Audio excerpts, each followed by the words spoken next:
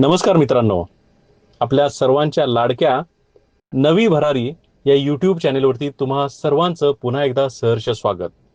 सांगली जिल्हा मध्यवर्ती बँकेच्या साखर कारखाना शाखेचा 61वा वर्धापन दिन नुकताच उत्साहात साजरा करण्यात आला. याबाबतचे सविस्तर वृत्त. शाखेच्या प्रगतीत खातेदार, ठेवीदार, कर्जदार, उद्योजक व सहकारी संस्थांचे मोलाचे योगदान. सांगली जिल्हा कोऑपरेटिव्ह बँक लिमिटेड सांगलीच्या साखर कारखाना माधवनगर रोड सांगली शाखेचा 61वा वर्धापन दिन उत्साहात साजरा करण्यात आला. वर्धापन दिनानिमित्त शाखेत लक्ष्मीपूजन करण्यात आले.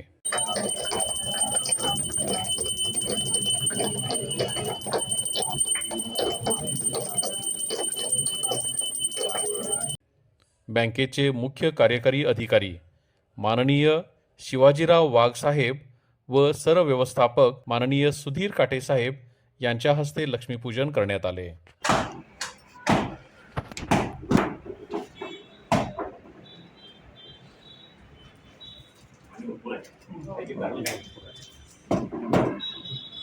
ग्राहकांच्या विश्वासामुळे 61 वर्षांची वाटचाल. या प्रसंगी शाखेला 61व्या वर्धापन दिनाच्या शुभेच्छा देण्यासाठी बँकेच्या संचालक मंडळातील पदाधिकारी व सदस्य, प्रशासकीय विभागातील अधिकारी कर्मचारी, शाखेशी संबंधित विविध बँका व पतसंस्था, बाजीराव अप्पा बँकचे ज्ञानेश्वर पाटील, वसंतदादा साखर कारखान्याचे शामराव पाटील, खातेदार, ठेवीदार, कर्जदार तसेच कारखाना परिसरातील उद्योजक यांनी प्रत्यक्ष भेटून तसेच दूरध्वनीद्वारे शुभेच्छा दिल्या. शाखेच्या प्रदीर्घ वाटचालीत ग्राहक, खातेदार, ठेवीदार, कर्जदार, उद्योजक तसेच विविध सहकारी संस्था यांचे महत्त्वपूर्ण योगदान राहिले आहे. त्यांच्या विश्वासाच्या बळावर शाखेने आर्थिक व सामाजिक क्षेत्रात आपली वेगळी अशी ओळख निर्माण केलेली आहे.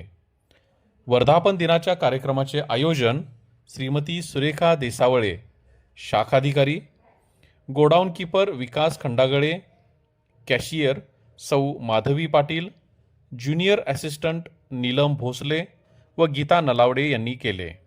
कार्यक्रमांच्या यशस्वी आयोजनासाठी शाखेतील अधिकारी व कर्मचाऱ्यांनी विशेष असे परिश्रम घेतले.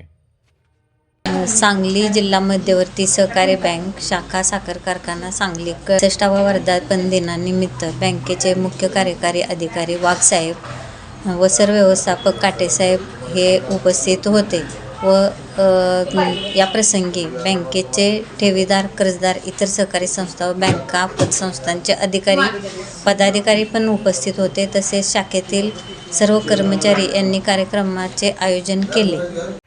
61व्या वर्धापन दिनानिमित्त शाखेच्या पुढील वाटचालीसाठी विविध क्षेत्रातील मान्यवर, ग्राहक व हितचिंतकांकडून शुभेच्छांचा अखंड असा वर्षाव करण्यात आला.